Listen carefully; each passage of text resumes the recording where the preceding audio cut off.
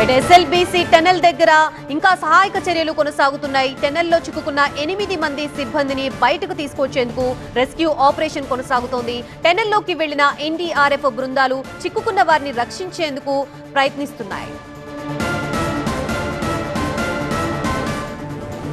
దీనికి సంబంధించి పూర్తి అప్డేట్స్ ఇవ్వడానికి మా టీవీ9 ప్రతినిధి శివకుమార్ సిద్ధంగా ఉన్నారు. శివకుమార్, చెప్పండి, ప్రస్తుతం అక్కడ సిచ్యువేషన్ ఏ విధంగా ఉంది? ఆ 8 మందిని కాపాడడానికి ఎన్డీఆర్ఎఫ్ పాత్ర ఏ విధంగా ఉంది అక్కడ? దానికి సంబంధించి అప్డేట్స్ ఏంటి?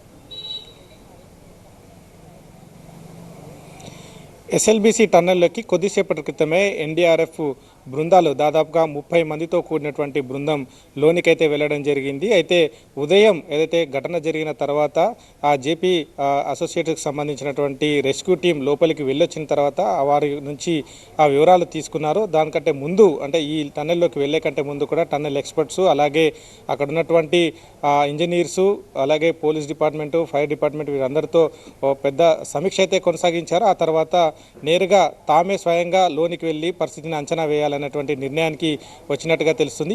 ఈ కార్యక్రమంలోనే వారంతా కూడా దాదాపు 30 మందితో కూడినటువంటి బృందం లోనికైతే వెళ్ళడం జరిగింది. ఆక్సిజన్ సిలిండర్లు, అలాగే ప్రత్యేకమైనటువంటి పనిముట్లతో ఒక 30 మంది బృందం అయితే లోనికి వెళ్ళడం జరిగింది. అయితే ఉదయం వెళ్ళినటువంటి జేపీ కంపెనీకి సంబంధించినటువంటి రెస్క్యూ టీం మాత్రం 12 కిలోమీటర్ల వరకే లోనికి వెళ్ళినట్టుగా తెలుస్తుంది. అక్కడ నుంచి పూర్తిగా వారికి బురద, అలాగే నీరు కనిపించినట్టుగా తెలుస్తుంది. ఆ క్రమంలోనే వారు వెనక్కి తిరిగి వచ్చినట్టుగా అయితే చెప్తున్నారు. ఈ నేపథ్యంలోనే ఎన్డీఆర్ఎఫ్ బృందం కూడా, అంటే ఈ ఆపరేషన్లకు సంబంధించి ఎక్స్పర్ట్స్ ఉన్నటువంటి ఎన్డీఆర్ఎఫ్ బృందం అయితే లోనికి వెళ్ళడం జరిగింది. ఒకవేళ 12 కిలోమీటర్ల వరకు వెళ్ళి అక్కడ ఉన్నటువంటి పరిస్థితులను అంచనా వేసి బయటికి వచ్చి మరొకసారి దానికి సంబంధించినటువంటి రెస్క్యూ ఆపరేషన్ పూర్తి స్థాయిలో పక్కాగా ప్రణాళికబద్ధంగా అమలు చేసేందుకైతే మరొక ప్రయత్నాలు అయితే చేస్తున్నట్టుగా తెలుస్తుంది. దీంతో పాటుగా అక్కడ లోపలికి వెళ్ళి వచ్చిన తర్వాత అక్కడ అంచనా వేసినటువంటి అంశాలను మిగిలినటువంటి రెస్క్యూ టీమ్స్, ఏదైతే సింగరేణి నుంచి వచ్చినటువంటి ప్రత్యేకమైనటువంటి రెస్క్యూ టీం కావచ్చు, ఇట్లు అగ్నిమాపక సిబ్బందికి సంబంధించినటువంటి వారికి సంబంధించిన రెస్క్యూ టీమ్స్తో కావచ్చు, ఇటు పోలీసు, మొత్తం అన్ని ఈ రెస్క్యూ టీమ్స్తో సమన్వయం చేసుకొని